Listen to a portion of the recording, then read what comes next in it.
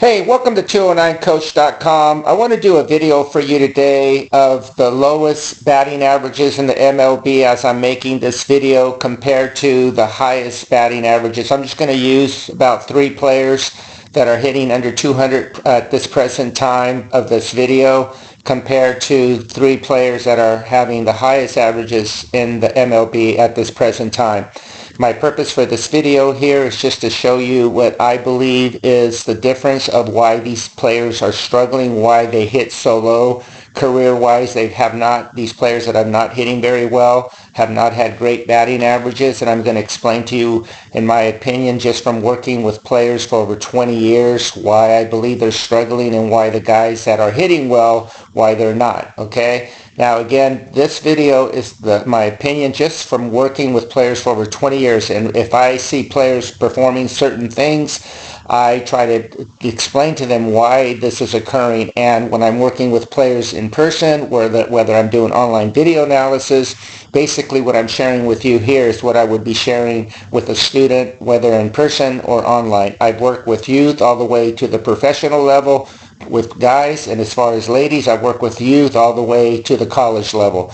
And I've been very privileged to be contracted out. People have used me and hired me to do an analysis of softball college teams so that I could help their teams improve. Okay, so this is not just something that I'm just sharing with you because what I think.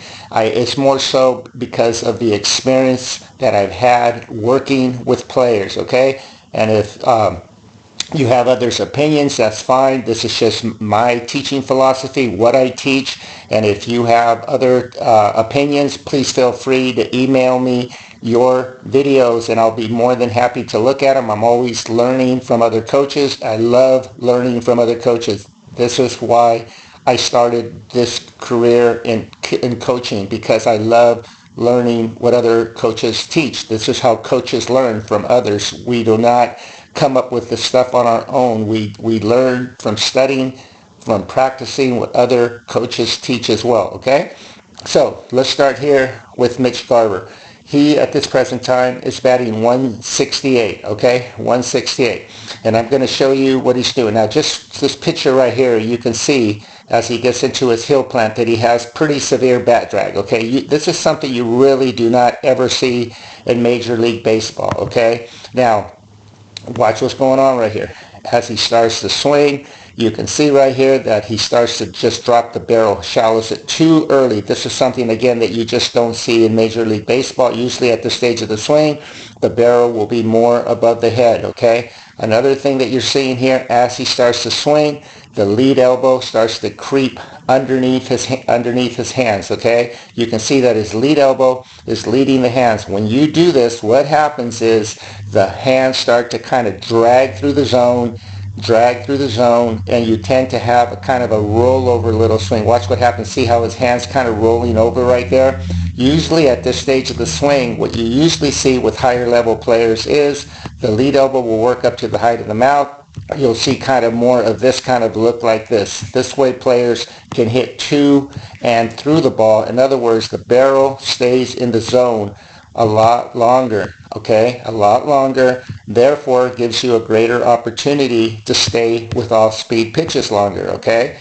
Again, at this stage of this video, he's only batting 168. You can see here how he's kind of rolling over right there. And again, it's not much, but again, the more you can minimize this bat drag, the more you can minimize this little rollover here, it's going to allow you to have faster bat speed by having more pullback, more torque in your pullback, okay? And you can also see here as he starts to get into a swing right here, most MLB players at this stage of the swing, what you see is that their belt buckle will be facing more in this way. With him, it's right here. Okay, this just shows me that he's not really getting a lot of hip coil. Okay, when you do not get a lot of hip coil, what usually happens with players is they tend to lunge a little bit towards the pitch. Okay, you do not want to do that. It deprives you of seeing the ball better. All right.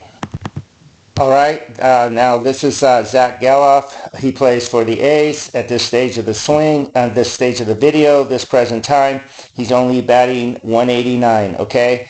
And again, it's not a very good average for MLB or for any league for that matter. But I just want to explain to you what I think he's doing that's depriving him from hitting at a higher level, okay? And I hope these videos help you, because my purpose for my videos is not to really criticize, but to help you, because I'm just saying this because out of experience, there's a cause and effect to everything, okay? And players like this, I mean, they're in the MLB for a reason, okay? They're tremendous athletes, but this doesn't mean that if they fix certain things in their swing like any other player, that they cannot improve, okay? I've seen transformations of players struggling to becoming very, very good hitters over the years just by making minor adjustments, okay? So anyways, we go here, and this is just what I'm seeing here, what I would definitely be fixing if I was working with this player. Now watch what's going on here. As he starts to swing right here, watch when he gets to toe touch right here. Pretty much the same thing that was going on with the player I just mentioned earlier. You can see that his belt buckle is pointing way over here at this stage of the swing right here. Okay, you can see here, he is at toe touch, okay? When you do this, again, you tend to lunge. You can see from his back foot, he's kind of has it caved in a little bit. Again, this does not allow you to stay back if you cannot wait on the ball too much, okay? So again, as we go further in his swing, this is what I see that he's doing. You can see right here, as he starts to swing, watch what he does right here. Watch his top hand. You can see how he kind of right there. Watch this move right here. Okay, subtle, but again, you can see that the top hand prematurely starts to kind of roll over a little bit, okay? Now, for a lot of coaches, they probably wouldn't have a problem with this, but I do, just from experience. I know that when players start to do this, right, excuse me, when players start to do this, okay, this little move right here where the top hand kind of prematurely starts to just roll over a little bit, and it's not much, but it's enough at this level, at the Major League Baseball level, okay, that when you start to do this, okay, and you can see right here, it's very obvious that his bat is kind of horizontal. What you usually see at very high level players, their bat will be more like this, and again, it's staying in the zone longer, to where it gets the full extension is more out here like this, okay? And you can see right here that his bat is not doing that. It's already leaving the zone prematurely.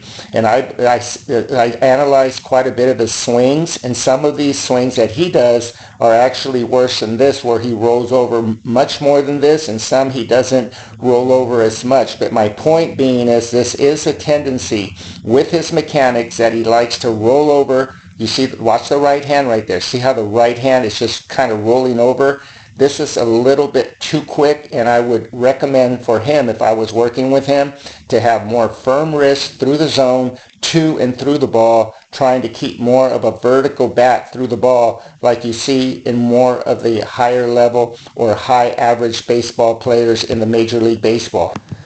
All right, now here's one more player. I'll just show you one more player that's batting under 200 in the MLB, and I'll go to the higher or the top 3 MLB batting averages compared to what I see these players doing. Now on this right here, Christoper Morel, you can see, and you guys can pull up their stats.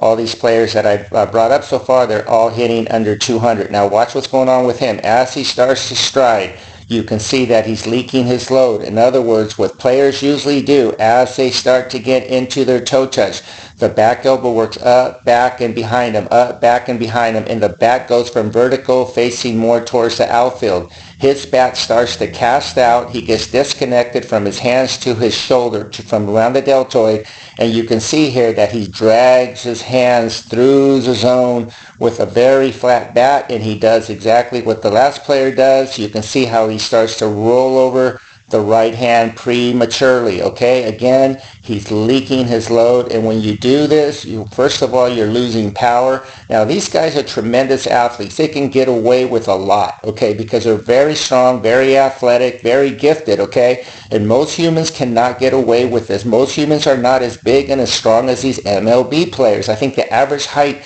for an MLB player now is like 6'3" average, okay? These guys are massive. They're strong and they're big, so they can get away with a lot of things just because of their strength. But my point is, regardless, you can see here that what he's doing here, if you follow MLB swings, you just do not see this at higher levels. You do not see players casting their bat out like this, okay? And you do not see, you can see how his back elbow starts to creep under his hands too. See that? He has a little bit of bat drag right there. And therefore, when players do this, like I mentioned earlier, the hands tend to drag through the zone. And again, when you do this, you have a very flat bat where the bat just kind of wraps around you like this, and you can see that the top hand is rolling over kind of prematurely, okay?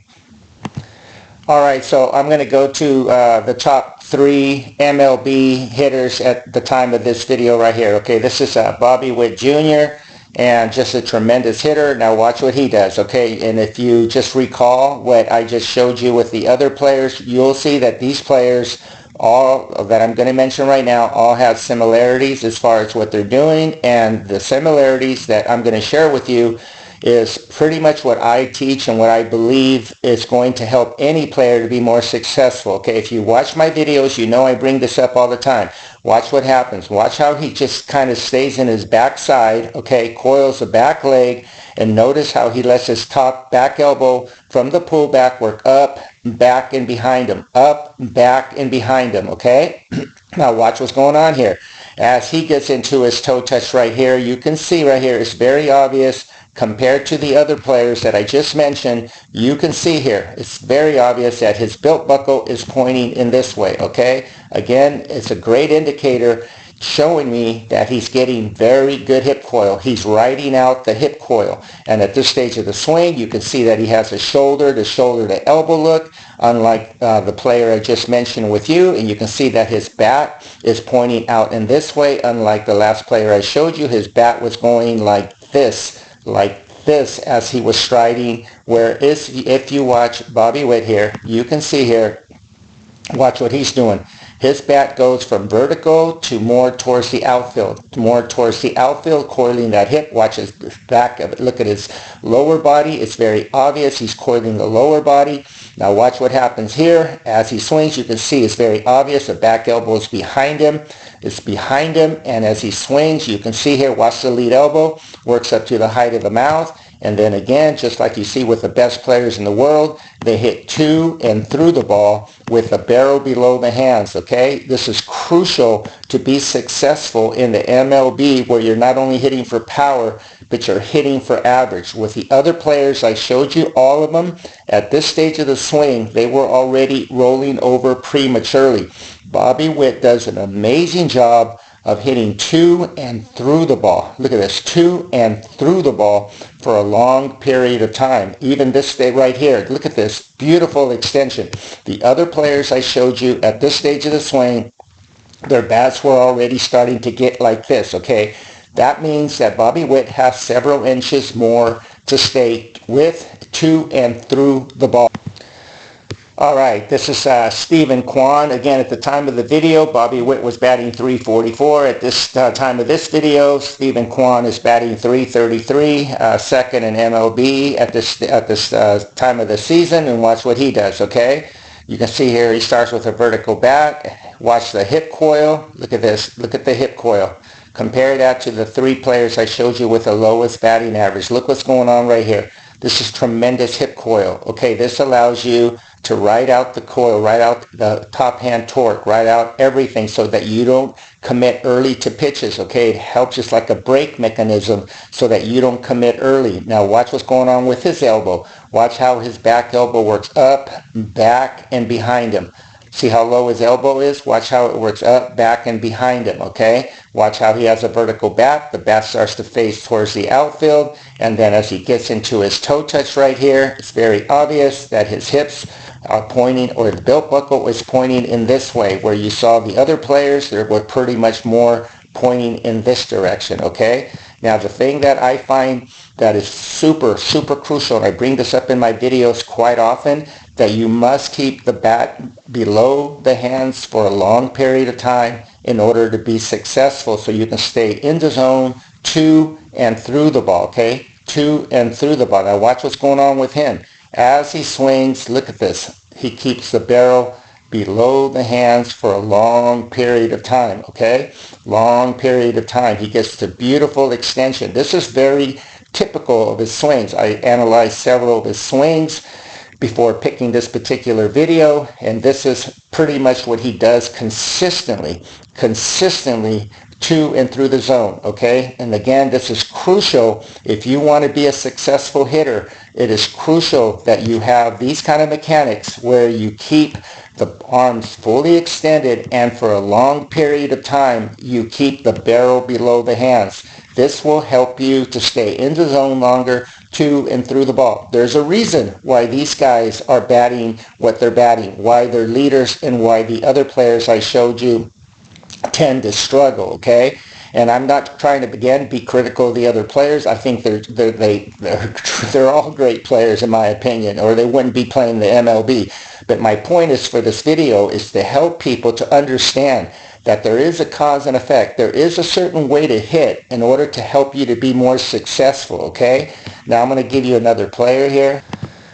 All right, now this is Aaron Judge batting at this time of the video, 322, just tearing it up with home runs, home run leader at this time. Watch what he does. Again, you can see how he lets that back hip. This is very common, what you see with the best players in the world. Like I just mentioned, you saw with Bobby Witt. You can just see it over and over. This is just such a common theme that you see with the best hitters in the world. Watch his back elbow, how it works up, back and behind him, okay? Up, back, and behind him. Again, this works like a brake mechanism. It allows you not to commit to pitches early. It allows you to stay off bad pitches. Again, that with the hip coil, it allows you to kind of control your stride. That way you are not going to commit to bad pitches. Watch how his back elbow stays behind his hands. Notice the bat path, how well connected he is around the deltoid right here. Watch how his bat speed is behind him, okay? There is a reason why these players are as successful as they are, okay? They're all pretty much doing exactly the same mechanics in regards to the consistency of the pullback, the hip coil, okay? They're staying back. And then again, watch what happens with Aaron Judge right here. Lead elbow works up to the height of the mouth. Look how vertical his bat is through the zone right here. Just a beautiful job right there with Aaron Judge, and he hits to and through the ball. And again, this is what you see. Look how well his arms are extended right here. And again, the barrel's below the hands for a long period of time. Okay, in other words, the top hand is not rolling over the left. Now, the top hand will roll over the left, but what I'm saying is with lower level players, they do it just a little bit too early and sometimes way too early, okay? You want to make sure that when you're working on your swing, that you're just trying to emulate the best players in the world, okay? You want to just make sure you're watching a lot of MLB video and then put yourself next to a mirror and try to copy this at toe touch. Let the back elbow work up, back, and behind you. Watch how his bat is kind of vertical right here and how it's just cocks back towards the outfield, okay? Notice that wrist hinge right there, that wrist hinge. Watch how he maintains that wrist hinge right here into his hip thrust, okay? This is just tremendous mechanics right here. Even if you're a small player, I mentioned this before in another video, Jose Altuve has very, very similar mechanics. His was tremendous power at 5'5". Okay, and again, like Aaron Judge, Jose Altuve also keeps the barrel below the hands for a long period of time, okay? And my purpose again for this video is just to help you guys to understand that there is a kind of a common denominator in regards to high level mechanics, and there is kind of a common denominator what lower level players do. And I hope this video has been helpful. Please give me a like if you learned something. Again, my purpose is always to educate my audience, just to kind of help them see what the best players in the world do so that they too can start applying what they do. If you watch my channel, I try to explain in detail how they do this. Again, please give me a like and subscribe to my channel. Thank you so much for watching.